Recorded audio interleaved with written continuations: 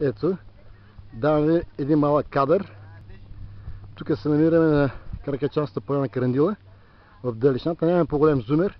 Се виждат една от ние пирамиди, за която това може би село Сотирия долу близко, за което баба Ванга казва, че България е пълна с пирамиди, само ще ни ги знаем. Ето, скъпи приятели, това местенце е тук в страни отново. Всичко това са изкуствено построени мегалити.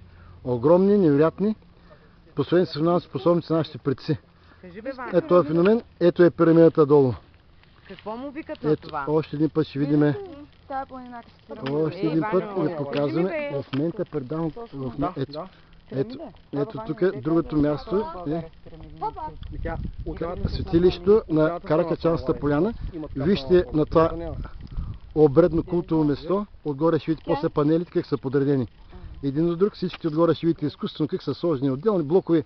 Тия са по 300 тона, другия е по 150, другите са по 80 до 100 тона. Всичко това нещо, скъпи приятели, е изкуствено построено от нашите предци жреците.